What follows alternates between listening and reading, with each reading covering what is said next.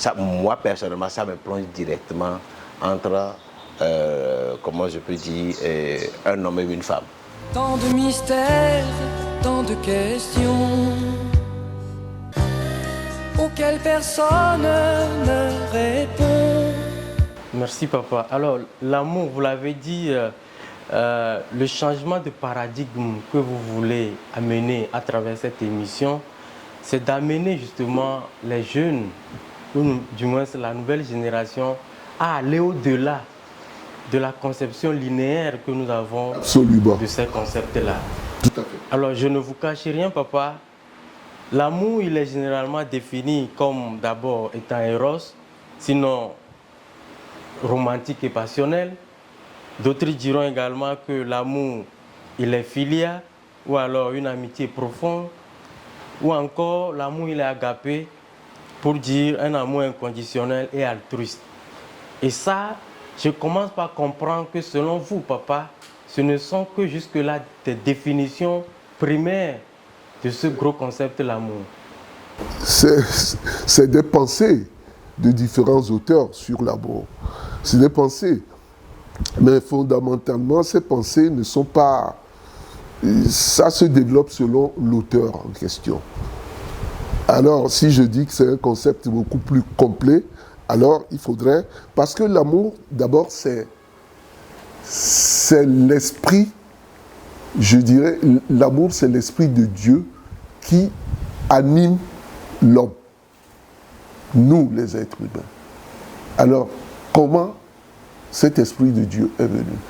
Alors, pour rentrer dans le détail, au lieu de citer les auteurs, les philosophes, tout ça, etc., j'aurais souhaité que pour que le débat soit plus ouvert et que ça intéresse la masse, ceux à qui nous voulons nous adresser, j'aimerais d'abord qu'on puisse partir de ce que chacun de nous pense de l'amour, sans citer d'auteur. Alors, je vous retourne la question et on va commencer par écouter une ou deux personnes pour qu'on puisse cadrer à partir de là. Justement, et comme nous l'avons dit en début d'émission, ce n'est pas un débat clos. Au contraire, c'est un débat ouvert. Et je l'ai dit, vous également, vous, nos followers, vous qui nous suivez à travers nos différents canaux sociaux, vous avez également la possibilité d'interagir avec nous à travers vos messages. Et nous prendrons le plaisir de vous répondre le moment venu.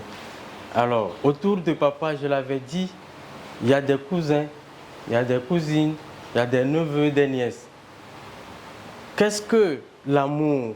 Quelle compréhension ils ont de l'amour? Nous allons donner la parole à la famille. Tata Diane, Oui. la cousine de la famille. Quelle compréhension avez-vous de l'amour? Merci de me donner la parole. À mon avis, humblement à mon avis, l'amour c'est en fait une fusion entre deux personnes, pas forcément charnelle, ni passionnelle, comme les auteurs l'ont dit. L'amour c'est entre deux êtres. Entre deux êtres, je ne sais pas comment l'expliquer, mais bon. Voilà, l'amour c'est entre deux êtres, pas forcément passionnel ou charnel. Parce qu'il y a l'amour fraternel, maternel, paternel, Exactement. voilà. Alors, elle a donné son avis sur ce que c'est que l'amour selon son point de vue. Monsieur Emmanuel, il semble que vous avez une autre lecture de ce thème assez complexe, il faut l'avouer, qu'est l'amour. Merci beaucoup. Si moi je peux définir l'amour, je peux dire l'amour, en tant que jeune, moi aujourd'hui, je conçois l'amour comme relationnel entre deux sexes. L'amour c'est relationnel entre deux sexes. Et aujourd'hui, quand on parle de ce thème amour, c'est ça, moi personnellement, ça me plonge directement entre, comment je peux dire, un homme et une femme.